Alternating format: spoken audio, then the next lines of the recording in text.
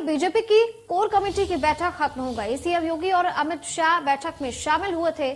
तो वहीं आपको बता दें कि बैठक में चुनावी रणनीति पर चर्चा की गई। अहम मुद्दों को बीजेपी इस बार उठाने वाली है कि उत्तर प्रदेश सरकार के कामों को जनता के बीच लाएगी, तो वहीं किस तरीके से इन तमाम कामों को जनता के बीच लाया जाए, इस पर भी रणनीति बनी। बड़ी अपडेट, बड़ी जानकारी आप तक पहुंचा रहे हैं सीएम योगी आदित्यनाथ और गृह मंत्री अमित शाह की बड़ी बैठक थी, जिसमें वो शामिल थे। कोर कमेटी की बैठक थी ये। इसमें आगामी रणनीति पर चर्चा की गई। सरकार के कामों को जनता के बीच किस तरीके से पहुंचाया जाए, इस पर रणनीति बनाई गई और कई अहम मुद्दे थे जिनको लेकर के इस कोर कमेटी की बैठक में चर्चा की गई है और तमाम बड़े मुद्दों को इस बार बीजेपी उठाने वाली है। तो किस तरीके से काम हुए हैं जो और इन मुद्दों को लेकर के क्या कुछ रणनीति बनाई गई, इस पर इस बैठक में चर्चा की गई है।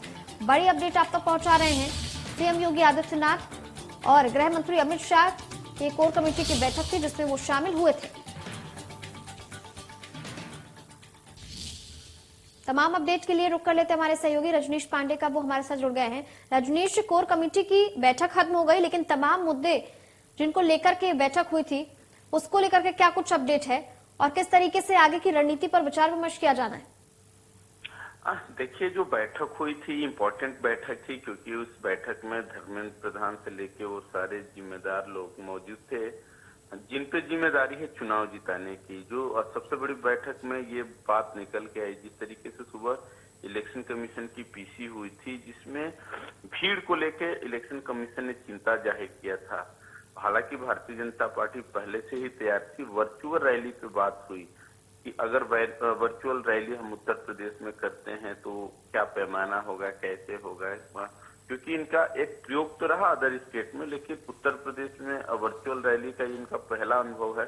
तो वर्चुअल रैली पे बात हुई। दूसरी बात हुई कि और उन्होंने प्रचार को धार देने की, तेज करने की बात कही गई। हालांकि लगातार प्रधानमंत्री से लेके खुद अमित शाह 140 विधानसभा पे कार्यक्रम कर रहे हैं, जो इनका समीकरण है। बड़े बड़े तमाम लीडर्स पार्टी के लगे हुए हैं जातीय समीकरण के हिसाब से भी। लेकिन बात में अभी तय हुआ कि और से अधिक धार दिया जाए, जिसे क्योंकि सामने जो अपोजिशन है, तमाम तरह के सर्वे आ रहे हैं। सर्वे में भारतीय जनता पार्टी का सरकार तो बन रही है, लेकिन जो वोट परसेंट है बहुत का अंतर नहीं है। तो बीजेपी भी समझ रही है कि चुनाव जीतना है, 2024 के ये सेमीफाइनल है। तो अमित शाह का फोकस था कि जो टिकट पे भी बात चल रही कि कितने लोगों को टिकट काटना है, क्या करना है, तो उन्होंने कहा इस पर भी मंथन हुआ कि कितने लोगों को टिकट काटा जाएगा, एंटी इनकम्बेंसी सरकार का है, जनप्रतिनिधि का है, किसका है। तो कुल मिला के जी रजनीश, बिल्कुल बहुत बहुत शुक्रिया इस तमाम जानकारी के लिए। आपसे और भी तमाम अपडेट लेते रहेंगे।